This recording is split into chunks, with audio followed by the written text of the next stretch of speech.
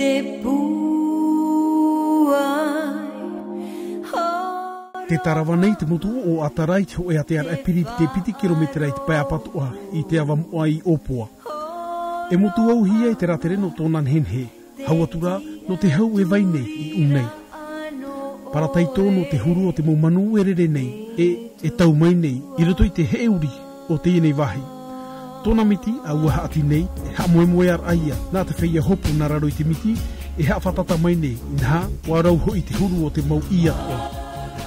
Te ira, nā rato i te hatapa ora ahia te marae taputapuatia i te tapura o te mua whauwha whenua paruru hia i te UNESCO, e riro te huru o te orara ai e te ene motuiti i te tauriroa.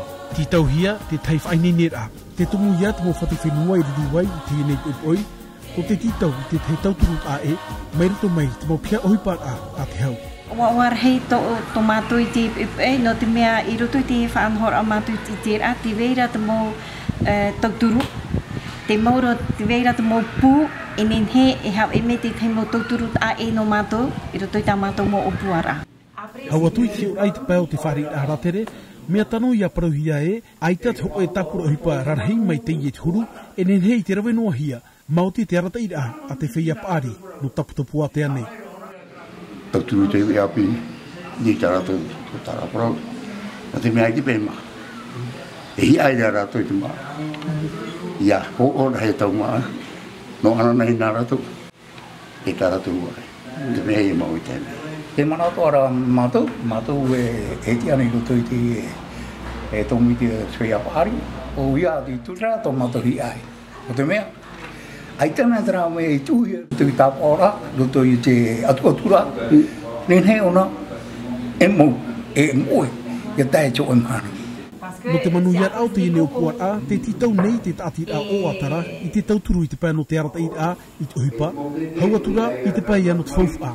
Te tumuat o i ratou, i wharere tino roai, i te i whaia arawihi.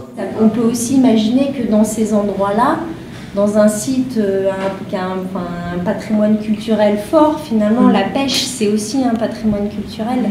Et donc peut-être pouvoir réserver à ces endroits des pratiques traditionnelles, ça peut être quelque chose qui fait partie du développement touristique. Bon, après, au niveau de la pêche, il y a aire marine protégée et zone de pêche réglementée. Parce que si vous interdisez la pêche, ça sera tout interdit, quoi. Ouais. Tandis que si vous réglementez, par exemple, on appelle ça, zone de pêche réglementée, on pourra toujours pêcher, mais certaines pêches seront interdites. Par exemple, filet, pêche de nuit. Et pélagique. Bon, après ça, c'est l'association qui décide de ce que vous voulez mettre dedans. Ia manu ia no atu te hi Opuara, nenhe te hua ai te mari i muri mei whanau, i te mō mea tamato e vesho mei pai muri mei, e ia nenhe rato i muri mei, ia rawet o te ria whaanhor a me tamato te mō me te wei rawene. Mai te peo e te upapunu atu nei te parau no te whaatapor ai te marae no taputapuatea, i ni ai te mō whauwha e paruru hia nei e te UNESCO, mea papu ho e a whanahor ano te imutuiti inha, te roto atu ahoi oia i te mau tapupur a whenua e o i roto i tēne whanahor a. A tia ino atu waira te iramhana e tamau aia te tatira o atara i te tuta vai roto i te whaininer a. Te whanahor ai tēne wahi, ia manuia tēne Opuara a nuananhei. Opuara a, e riro i te haamait ei i te mau utua whare o taputapuatea.